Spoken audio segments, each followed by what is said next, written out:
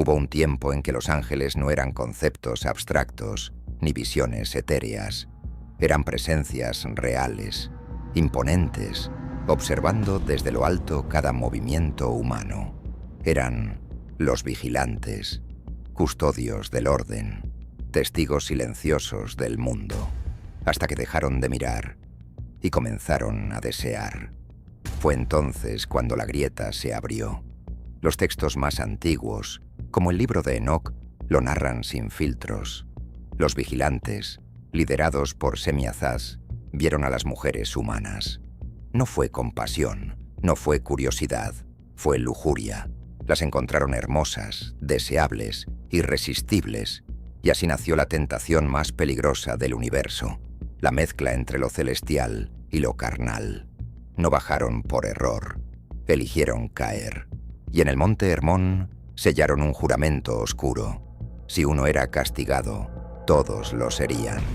No era una misión divina, era una conspiración celestial. Lo brutal no fue la caída, fue la forma en que se mezclaron con la humanidad, no como dioses benevolentes, sino como invasores sexuales de otra dimensión. Tomaron esposas, las poseyeron, y de esas uniones nacieron los Nefilim, híbridos deformes, gigantes con cuerpos descomunales y almas sin equilibrio. La tierra, que antes conocía solo a los hombres, empezó a parir monstruos. No eran simplemente gigantes, eran errores vivos. Los Nefilim no nacieron para traer equilibrio, sino destrucción.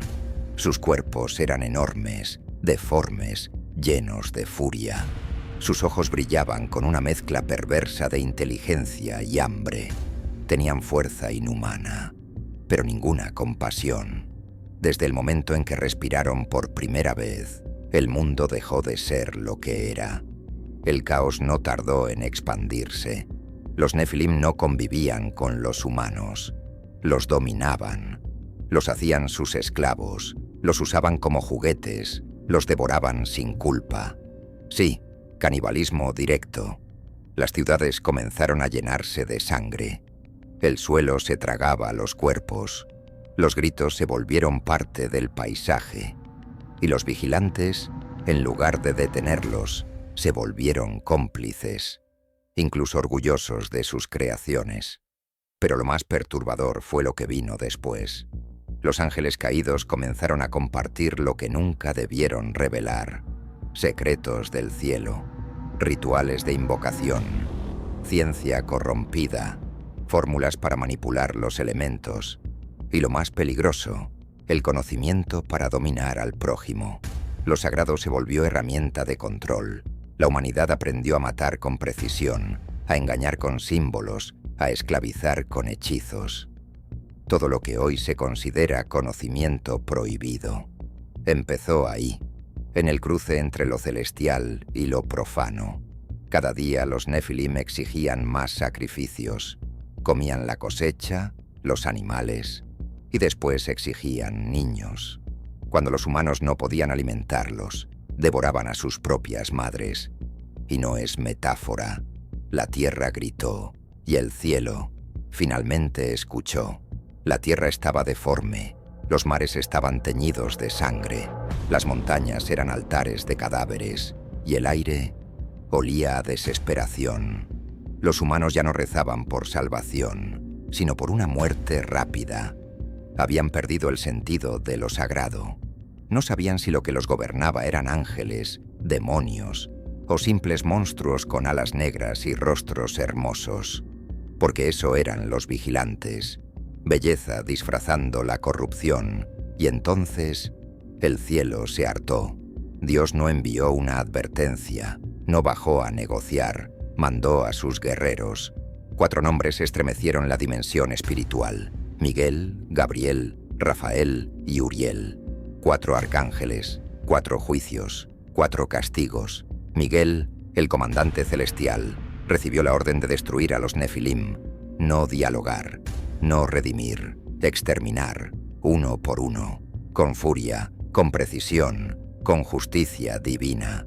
Gabriel fue enviado a castigar a los ángeles caídos, a encadenarlos con fuerza cósmica, a llevarlos al abismo. Rafael debía capturar a Azazel, el más corruptor de todos, y enterrarlo vivo bajo las rocas del desierto, donde su grito aún, según dicen, resuena cada 1000 años. Y Uriel solo tenía una tarea: desatar el diluvio. Pero el castigo más terrible no fue físico, fue psicológico. Dios no mató de inmediato a los vigilantes. Los hizo mirar. Les hizo contemplar cómo sus hijos, los Nefilim, eran cazados, degollados, quemados, uno por uno. Les hizo escuchar los lamentos de las mujeres humanas que ellos corrompieron. Les hizo entender por primera vez el peso de lo irreversible. Y cuando ya no quedaba nada, cuando el suelo era un cementerio de gigantes, Dios los selló. Los encadenó en prisiones debajo de la tierra, en abismos donde la luz jamás llega.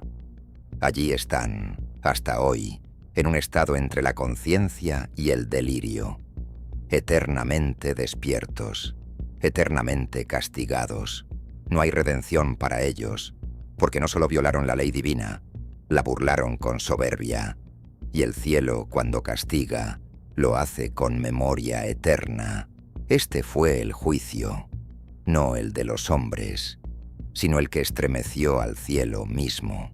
Cuando los cielos se oscurecieron y las aguas comenzaron a caer, no fue lluvia, fue un veredicto. El diluvio no fue una limpieza poética, fue una amputación, un acto quirúrgico del universo para extirpar la corrupción que los vigilantes habían sembrado en la humanidad. No se trataba solo de destruir cuerpos, se trataba de borrar huellas, silenciar memorias, arrancar de raíz todo aquello que recordara el cruce maldito entre lo divino y lo humano. Pero no todo fue destrucción. Dios eligió a un testigo, un escriba, un hombre que no murió, sino que fue arrebatado al cielo para ver desde arriba el horror. Enoc. Mientras el mundo se hundía, Enoc escribió, no con tinta, sino con verdad grabada en fuego. Documentó los nombres de los caídos, sus crímenes, sus pactos, sus castigos. Fue testigo del encierro de Semiazaz, de la sepultura de Azazel, de la implosión del linaje de los Nefilim, y fue también el único que escuchó el llanto de los vigilantes desde su encierro bajo tierra, porque sí, lloraron, suplicaron, rogaron a Dios por una segunda oportunidad, pero el cielo fue claro. Jamás verán la luz, jamás volverán a ascender, jamás serán escuchados. El pecado no fue solo rebelarse, fue contaminar lo que era puro, arrastrar al barro lo que pertenecía a las alturas. Y ahí está el mensaje para nosotros, porque este relato no es solo historia, es una advertencia grabada en la médula espiritual del ser humano. Cuando lo alto y lo bajo se mezclan sin orden, lo que nace no es evolución, es monstruosidad.